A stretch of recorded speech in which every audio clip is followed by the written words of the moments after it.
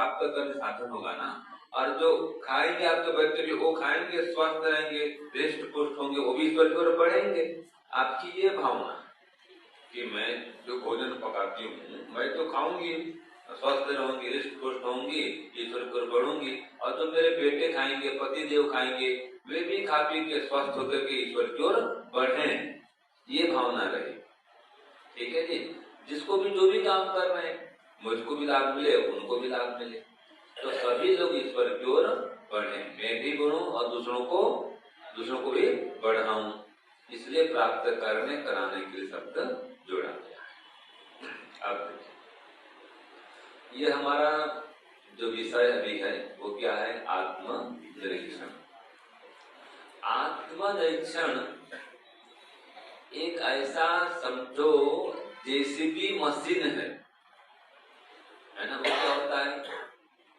Bulldozer कहें, JCB machine कहें, एक होता है हाइड्रा, देखा आपने हाइड्रा थी है ना जी। ये बड़े बड़े भारी पदार्थ को उठाने में काम आता है हाइड्रा। और जो बुलडोजर है बड़े बड़े घर को भी तोड़ देता है। जेसीबी मशीन है वो भी बहुत भारी पदार्थ को उठाने में समर्थ है। तो ये बुलडोजर क्या करता है? बोलते ना महाराज जी को, हमारे यूपी के महाराज जी, बुलडोजर बाबा नाम से प्रसिद्ध है भारत में।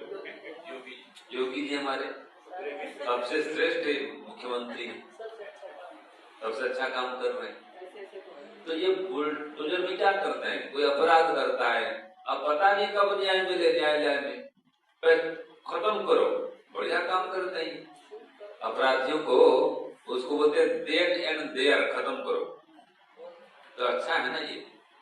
तो जो बुलडोजर है बड़े बड़े भवन को भी कुछ ही मिनटों में गिरा देता है। तो ऐसे ही ये जो आत्मनिरीक्षण है, ये जन्म जन्मांतर के कुसंस्कारों को भी या बड़े बड़े अविद्या के भवन को भी गिरा के भस्मसात कर सकता है। ये आत्मनिरीक्षण की शक्ति है, इसकी महिमा है। तो उसमें क्या करना होता है? अपने कर्मों को देखो कि मेरे आचरण का, मेरे व्यवहार का, मेरे कर्म का सामने वाले पर क्या प्रभाव पड़ेगा। देखो कि सामने वाले क्या सोचेंगे, मेरे कर्म का, मेरे व्यवहार का, मेरे गुरु जी पर, मेरे माता जी पर, पिताजी पर, समाज पर क्या प्रभाव पड़ेगा। क्या इससे वो दुखी तो नहीं होंगे? आपको ऐसा काम करो जिससे आपके गुरुजी दुखी हो जाए, क्या फायदा हो, है कि नहीं? अगर आपके माता पिता गुरु दुखी हो रहे हैं तो वो काम अच्छा नहीं है। अगर उनसे छुप के करना पड़ रहा है तो भी अच्छा नहीं है कि नहीं? तो ऐसा कोई भी काम जिसको करने के लिए डर भय पैदा हो रहा है, लज्जा हो रही है, जिसको सबके सामने आप नहीं कर सकते, तो उन कर्मों का निरीक्षण परीक्षण करना कि मैं कौन कौन से ऐसे काम करता हूँ जिसको मुझे संसार से छुपाना पड़ता है, छुप के करना पड़ता है, और अंदर से भय होता है, लज्जा होती है, कोई देख न ले, सुन न ले, ध्यान न ले, पता न चल जाए लोगों को। तो ऐसे ऐसे कर्मों को आप पकड़ो, देखो, इसका निरीक्षण परीक्षण करो। ऐसे विचार भी देखो, विचार तो चलो परमात्मा और आप ही जानेंगे और कौन जानेगा, लेकिन विचार भी देखिए कि मैं मन में कहाँ कहाँ ऐसे विचार लाता हूँ। आपको मैंने कहा था ना, मानसिक कर्म में और विचार में अंतर है। जो संकल्प विकल्प चल रहा है, करूं नहीं करूं, करूं नहीं करूं, ये मानसिक विचार चल रहा है। मानसिक कर्म कब हो जाता है? जब निर्णय ले लेते हैं कि ऐसा करूंगा, योजना आपने बना ली मन में, ये यहाँ जाऊंगा, इतने बजे ये काम करूंगा। जो भी योजना बनती है मन में, चोरी की, डाके डालने की, झूठ बोलने की, हेराफेरी करने की, कोई भी काम करने की, इतने जाऊंगा, उससे मिलूंगा, ऐसा काम करूंगा, उत्तर मिल करके आपने तय कर लिया मन में भी, फिर उनको फोन कर दिया, ठीक है जी, हाँ जी भाई ये काम करेंगे, आप तैयार रहना, सामान ले चलना, बस वहां डाका डालेंगे। आपने वाणी से प्रकट कर दिया, बस ये वाचनिक कर्म हो गया। और जो साक्षात शरीर से करते हैं तो शारीरिक कर्म हो गया। तो ऐसे कर्म के भी अनेक विभाग हैं। ठीक है जी। ये तो शारीरिक, मानसिक, वाचनिक कर्म कहा मैंने। ऐसे ही कृत, कारित और अनुमोदित, ये 3 कर्म और होते हैं। कृत माने खुद करना, और कारित माने करवाना, और अनुमोदित माने समर्थन करना, अनुमोदन करना। वो अच्छे काम का भी हो सकता है अनुमोदन, और बुरे काम का भी हो सकता है। कारित कर्म करते हैं, अच्छा भी हो सकता है, बुरा भी हो सकता है। कृत कर्म करते हैं, वो भी अच्छा भी हो सकता है, बुरा भी हो सकता है। ठीक है, तो वो देखो कि मैं जो भी कृत कर्म करता हूँ, कारित कर्म करता हूँ, अनुमोदित कर्म करता हूँ, वो कितना शुभ हो रहा है या अशुभ हो रहा है। देखो, अगर अशुभ होगा या हो रहा है तो परमात्मा से दंड मिलेगा, है कि नहीं है। और उसके संस्कार ऐसे बनेंगे, उसके भेद भी 3 प्रकार के हैं कर्म। तो जो भी आप कर्म करते हैं, इसके भी 3 प्रकार होते हैं। एक तो होता है क्रियमाण कर्म, जो कर्म भी कर रहे हैं, ये क्या है जी? क्रियमाण कर्म, जो चल रहा है वर्तमान काल, इसको पहले देखना है, क्रियमाण कर्म। और जो भी कर रहे हैं वही संचित होगा, जो कर्म भी कर रहे हैं वही तो जमा होगा। तो वर्तमान के आधार पर आपका वो जमा हो जाए कर्म, और जो जमा हुआ होगा वही आपका प्रारब्ध बनेगा। तो क्रियमाण कर्म, संचित कर्म और प्रारब्ध कर्म, जिसको आप भाग्य बोलते हैं। प्रारब्ध कर्म का एक नाम क्या है? भाग्य। बोलते भाग्य में लिखा था, और भाग्य में कौन लिखता है? हम ही लिखते हैं। मनुष्य अपना भाग्य निर्माता स्वयं है। तो जो भी कर्म करते हैं उसके संस्कार बनते हैं, वो संस्कार जम जाते हैं, वो फिर कर्म करने के लिए फिर प्रेरित करते हैं।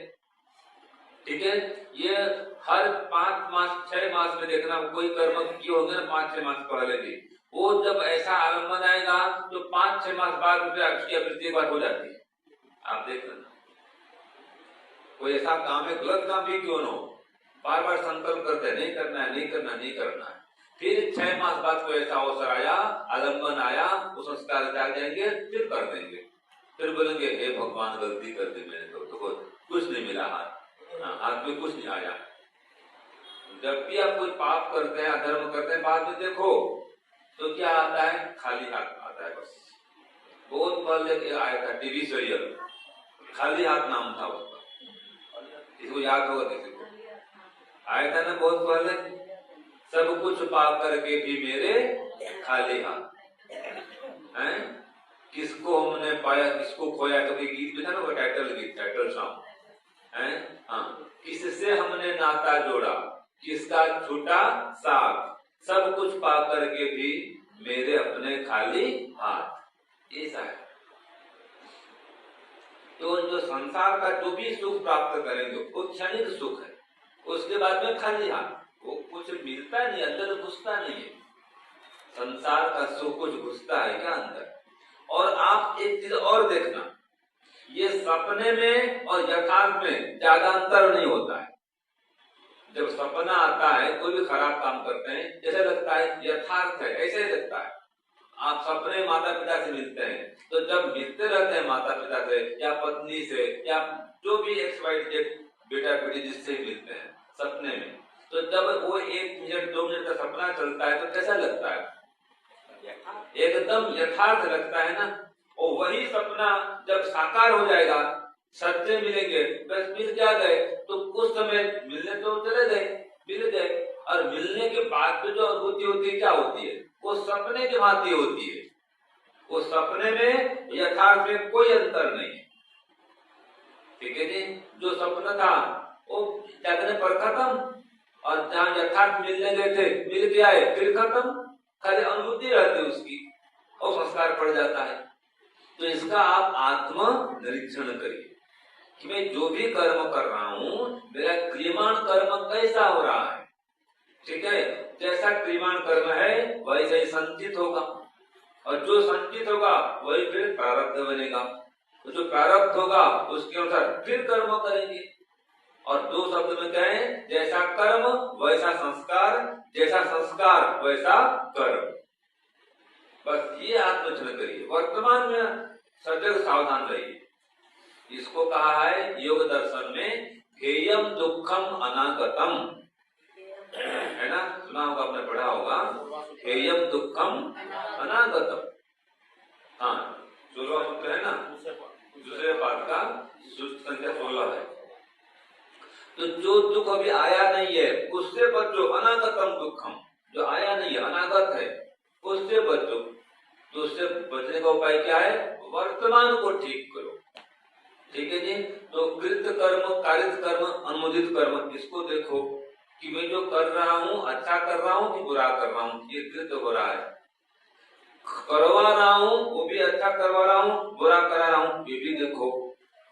एक बात और याद रखिए, जो आपको अति प्रिय है ना जी, जिसके प्रति राग है, जैसे बेटा है, कई ऐसे फिल्म भी आते हैं, पिताजी उसके क्या बोलते उसको खलनायक होते हैं ना, गुंडा बदमाश जो भी होता है, उसका बेटा भी साथ में होता है, तो खुद भी गलती कर रहा है और बेटा भी अपराध कर रहा है। ये क्या हो गया? कारित, खुद तो कर रहा है अपने बेटे से भी करवा रहा है, ये कारित कर्म हो गया। ऐसे यज्ञ खुद कर रहा है अपने बेटे से यज्ञ करवा रहा है, ये क्या हो गया? कारित कर्म हो गया। पति तो यज्ञ कर रहे हैं पत्नी से करवा रहे हैं, ये क्या हो गया? कारित कर्म हो गया। तो जो आपका कारित कर्म हो रहा है उसको भी देखो कि मैं जो कर्म करवा रहा हूँ वो अच्छा करा रहा हूँ कि बुरा करा रहा हूँ, क्योंकि जो आपको ज्यादा अनुकूल होगा ना वो आपकी बात को मना नहीं करेगा। पत्नी मना करेगी, पति देव मना करेंगे, बेटा मना करेगा, नहीं करता है, वो बंधा हुआ है आपसे, जुड़ा हुआ है। तो जो आप उससे अधर्म कराएंगे तो आपको दंड मिलेगा, उसको भी दंड मिलेगा। तो अधर्म क्यों कराना? ये कारित कर, धर्म काम कराओ, यज्ञ कराओ, दान करो, दान कराओ, प्रेरणा करो दान की। और खुद दान भी नहीं दे पा रहे हैं तो फिर समर्थन करो, यज्ञ नहीं कर पा रहे हैं समर्थन करो।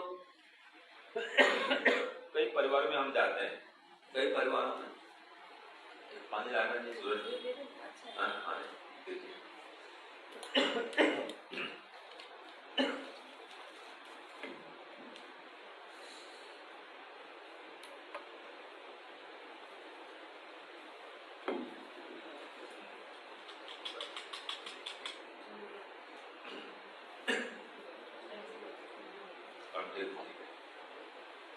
तो मैं क्या बता रहा था, कृत और कारित कर।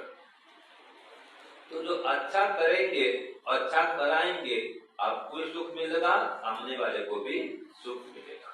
और बुरा करेंगे और बुरा करवाएंगे तो आपको भी दुख मिलेगा और सामने वाले को भी दुख मिलेगा। एक मित्र है, खुद तो जुआ खेलता है और मित्र को बुला लेता है, चल जुआ खेलने जाएंगे, बस खुद भी फंसता है और मित्र को भी फंसाता है कि नहीं? कई बार देखा होगा आपने। एक बार मैं गया था अहमदाबाद में, उपदेश करने गया था, साबरमती जेल गया था, ठीक है। तो कोई जानकार थे, एक आचार्य जी बोले चलो आपको आज वहां ले चलता हूँ और आपका वहां उपदेश कराऊंगा। उनका शायद कोई समय तय होता है, हर सप्ताह में एक बार या हर दिन शाम को एक समय तय होता है। मानो उनका भी गुरु चलता है काम जी, दिनचर्या की घंटी लगती है, तो सेवा काम भी करते हैं, प्रार्थना भी होती वहां पर, प्रार्थना भी करते हैं, घंटे लेके भोजन करते हैं। तो हम गए थे, प्रार्थना काल में गए थे, सभा भरी हुई थी, तो उपदेश मेरा हुआ। तो जब उपदेश खत्म हुआ मैंने प्रेरणा करी, भाई देखो जी, जो वास्तव में अगर अपराध किए हैं और जेल में आ गए हैं तब तो पछतावा मत करो, अगर जेल में आ गए गलती करके तो परमात्मा से और दंड नहीं मिलेगा, ठीक है। आपने अपराध तो किया है, स्वीकार करो, अब क्या होगा, ईमानदारी से जेल काटो। और अगर गलती नहीं किए हैं, ठीक है ना, और आना पड़ा है तो कोई बार होता है, तो कोई बात नहीं, परमात्मा न्याय करेगा, आपको उसकी क्षतिपूर्ति कराएगा, आप निश्चिंत रहो। तो जब ऐसा हुआ तो फिर कई लोग मिलने आए, कैदी। वहां 2 प्रकार कैदी थे, कुछ थे कच्चे कैदी और कुछ थे पक्के कैदी। पक्का और कच्चा जानते हैं ना। पक्का माने क्या होता है, जिसका अपराध सिद्ध हो गया है, बार बार नहीं, जो अपराधी घोषित हो गया, 5 साल की सजा तय हो गई, उसको उसने पक्का कह दी। और कच्चा कहते भी आरोप तय लगा है, तय नहीं हुआ है, निश्चित नहीं हुआ है, जिसने अपराध किया है फैसला नहीं हुआ है, उसको उतना अभी चलो अभी रहो। तो 1 माह 2 माह जब तक वो केस चलते रहता है, कई बार वो बोलते रिमांड में भेज देते, रिमांड में, तो तब भी वो जेल में रहता है। तो एक लड़का, जवान लड़का है, 18-20 साल का, उसने कहा कि स्वामी जी, मैं बस मेरे खाली दोस्त के साथ में था, तो हत्या करी दोस्त ने, खून करे दोस्त, और वो चला गया और मैं पकड़ा गया। देखो, वो चोर था, डाकू, बदमाश, गुंडा, जो भी हत्या तो उसने कर दी, हत्या कर दी उसने, इसके दोस्त ने। ये भोला भाला था, ये भाग नहीं सका और ये पकड़ा गया पुलिस के हाथ में। देखो, अब ये जेल भोग रहा है, वो तो छूट गया, वो तो बच गया, और ये जेल में अभी। तो मैं भी क्या करूं, मैंने तो गलती की नहीं, बट ये गलती साथ में था, उसके हत्यारा के साथ में था। अब हत्या तो सामने लाश है और ये सामने, तो ये पकड़ा जाएगा ना भाई, वो भाग गया। तो फिर मैंने समझाया कोई बात नहीं, आपने हत्या नहीं की है, तो फिर भी अब जेल हो गया है, या तो जब फैसला होगा तो बच जाओ, नहीं बचो तो फिर स्वीकार करो, साथ में नहीं क्यों रहे, ठीक है। जितनी गलती है उतना का दंड आपको परमात्मा देगा, और जो अधिक दंड मिल गया या अधिक दंड मिलेगा उसकी क्षति पूर्ति करेगा। तो यह आप समझ लो, अगर आप गलती करते हैं, ठीक है जी, तो दंड मिलेगा ही मिलेगा। तो अगर खुद करते हैं तो दंड मिलेगा, और करवाते हैं तो दंड मिलेगा, और किसी के साथ रहते हैं तो भी दंड भुगतना पड़ता है। इसीलिए गलत काम के आसपास भी मत भटको, रहो मत उसके साथ में। कोई गलत कर रहा है, अगर रहेंगे तो ही फंस जाएंगे। जो आप कोई खेलते हैं 5 लोग, और जो आप ये देख रहे हैं, तो जब पुलिस पकड़ता है तो क्या करता है, वो 5 को तो पकड़ता है, साथ में 1 को कोई पकड़ता है, तुम क्यों देख रहे हो, है कि नहीं है। तो इसलिए बहुत सावधान रहने की आवश्यकता है। हमारे गुरुजी बोलते हैं, ये जीवन क्या है, सांप सीढ़ी का खेल है, सुना होगा आपने, और अनुभव भी आप करते होंगे। हम भी अनुभव करते हैं, शिविर में आ गए, बहुत ध्यान की उपासना किए, गुरु जी का पाठ सुने, हवन किए, उपदेश सुने, बस ये सीढ़ी मिल गया, 1 कदम बढ़ गए, 2-4 कदम, 2-4 स्टेप ऊपर उड़ गए। फिर ऐसा माहौल में लंबे काल तक रहेंगे, ऐसा लगता है अरे समाधि दूर नहीं है, सही बता रहा हूँ, ऐसा लगता है कि हम भी समाधि लगा सकते हैं, कोई दूर थोड़े समाधि लगाना, असंभव तो है नहीं। और जैसे घर में जाएंगे, फिर बच्चे कच्चे, बेटे पोते, धंधा व्यापार, पति पत्नी में सब फंस गए, अरे कहाँ समाधि लगेगी, इस जन्म में तो असंभव है कि नहीं है। ऐसा नहीं होता है, यही होता है। तो घर जाते ही बस वो सांप काट लेता है जी, हाँ जी, हाँ 90 में काट देता है, तो नीचे आ जाओ, है ना। ऐसे ध्यान जब करो, घर में बढ़िया चल रहा है, करते करते करते करते कोई संस्कार से उभर आता है, कोई उल्टा काम कर देते हैं, झट सांप ने काट दिया। इतना आगे बढ़ गए थे, एकदम डिमोशन, कहाँ प्रमोशन आता है, एकदम नीचे व्यक्ति चोटी से नीचे गिर जाता है। तो ऐसा भी कई बार होता है, और सबके साथ होता है। याद रखिए, आप स्पीड चलते हैं गाड़ी में, तो स्पीड समान होती है हर समय, कभी 80 में गाड़ी दौड़ती है, कोई 70, कभी 60, और भीड़ भाड़ में ट्रैफिक में 20-30 भी, और कभी ज्यादा एकदम लाल बत्ती आ जाए तो गाड़ी खड़ी भी हो जाती है। तो जीवन भी ऐसा ही है, व्यापार भी ऐसा ही है, मन की स्थिति भी ऐसी है। कभी तो मन एकदम प्रसन्न रहता है, उत्साह, ये करूंगा वो करूंगा, तो मन प्रसन्न खुश रहता है, और कभी कभी पता नहीं क्या होता है, दुखी हताश, बुझा सा जीवन, एक अंदर से व्यक्ति रहता है, पता नहीं कुछ छीन गया है, कुछ गड़बड़ हो रहा है, अशांति हो जाती है, कुछ जबकि कोई बाहर में घटना भी नहीं घटती है, फिर भी कभी कोई व्यक्ति हताश जाता है। तो ऐसी स्थिति में आत्म निरीक्षण करिए, कि क्या मैं हर स्थिति में शांत और सम होके रह पाता हूँ। देखो, तो क्या पाएंगे कि जब भी कोई रोग की अवस्था आती है, कोई वियोग की अवस्था आती है, विपन्नता आती है, कोई घाटा लग जाता है, कोई धोखा देता है, कोई अपमानित करता है, तो मन की स्थिति बिगड़ जाती है। मन में शोक का वातावरण भर जाता है, दुख का वातावरण आ जाता है। और जब सफलता मिल जाती है, मान लीजिए किसी घर में पोता आ गया, वहां पे खुशी का ठिकाना नहीं है। बेटा से पोता ज्यादा प्यारा होता है, ठीक नहीं? बस मिठाई बांटो और सब धूमधाम से सब कुछ करेंगे जी, है कि नहीं? तो ये खुशी का माहौल और गम का माहौल दोनों जीवन में आते रहते हैं, यही जीवन है। तो ये आत्म निरीक्षण करिए कि क्या मैं दोनों स्थिति में सम होकर रह पाता हूँ, यही योग है। समत्वम योग उच्यते। सुख और दुख, हानि और लाभ, संयोग और वियोग, भूख और प्यास, मान और अपमान, हर स्थिति में सम रह गए, ये तप है, ये योग है, यही योगाभ्यास है। तो आप आत्म निरीक्षण करिए कि क्या मैं हर स्थिति में शांत और सम होकर रह पाता हूँ, ये देखिए। और एक तो अपनी स्थिति को देखना, मानसिक स्थिति को, दूसरा पाप की वृत्ति को देखना कि पाप की वृत्ति की जड़ें कितनी गहरी हो चुकी हैं कि मैं न चाहते हुए भी पाप कर लेता हूँ। तो ऐसा होता है, व्यक्ति चाहता ही है, फिर भी ऐसा कहा जाता है कि स्वामी जी मैं न चाहते हुए भी कर लेता हूँ। सुना हुआ आपने, मेरे न चाहते हुए भी ऐसा हो जाता है ना? ये क्यों होता है? कुसंस्कार वसात, ये दुर्व्यसन है।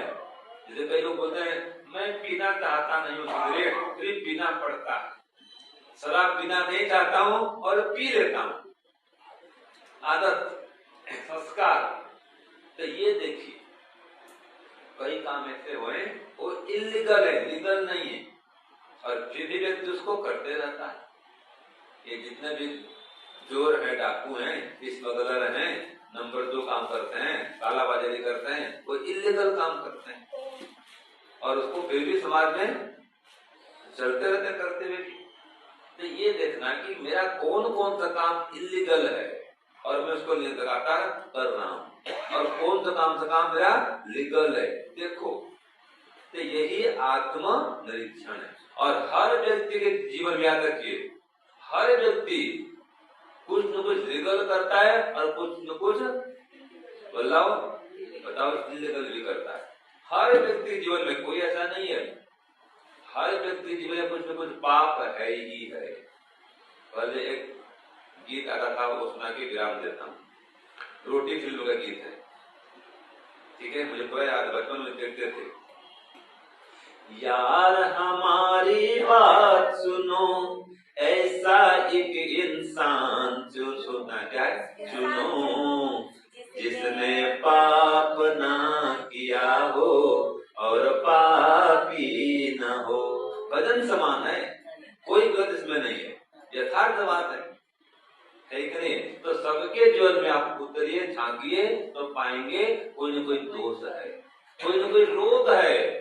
बात है, हाँ जी बड़ा सुंदर है जी, बड़ा स्वस्थ है जी, बड़ा धनवान है, बड़ा गुणवान है, बड़ा बलवान है, जैसे घर में घुसेंगे तो पाएंगे स्वामी जी ये तकलीफ है, वो तकलीफ है, ये रोग है, ये गोली खाता हूँ। सबके जीवन में कोई शरीर से परेशान है, कोई मन से परेशान है, कोई पुत्र से परेशान है, कोई पति से परेशान है, और कोई पत्नी से परेशान है, और घर में सब ठीक है तो कोई पड़ोसी से परेशान है कि नहीं है? हाँ, उसका बेटा क्यों ऐसा करता है, इससे परेशान है कि आपका बेटा ठीक है, पति ठीक, पत्नी बहुत तालमेल बढ़िया है, स्वामी जी उसके बेटे बहुत खराब है। तो अपने दुख से दुखी नहीं हुआ है, दूसरे के सुख से या उसके गलत काम से दुखी हो रहा है कि वो ऐसा क्यों करता है। ठीक है, इसका उत्तर को कल दूंगा कि वो ऐसा क्यों करता है, क्यों सोचता है, मेरा अपमान क्यों करता है, गुस्सा क्यों करता है, बात क्यों नहीं मानता है, आदि आदि, कि क्यों का उत्तर कल दिया जाएगा, मुझे कल याद देना। ठीक है, चलो।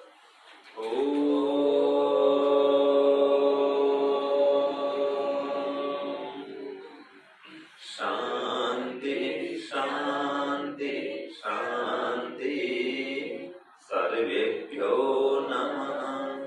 सबको सादर नमस्ते। यदि आप घर बैठे ही ऑनलाइन माध्यम से संस्कृत बोलना सीखना चाहते हैं तो आप हमें दिए गए नंबर पर व्हाट्सएप करें अथवा कॉल करें। हम आपको संस्कृत की ऑनलाइन कक्षाओं में जोड़ लेंगे, वहाँ पर आप संस्कृत बोलना सीख सकते हैं।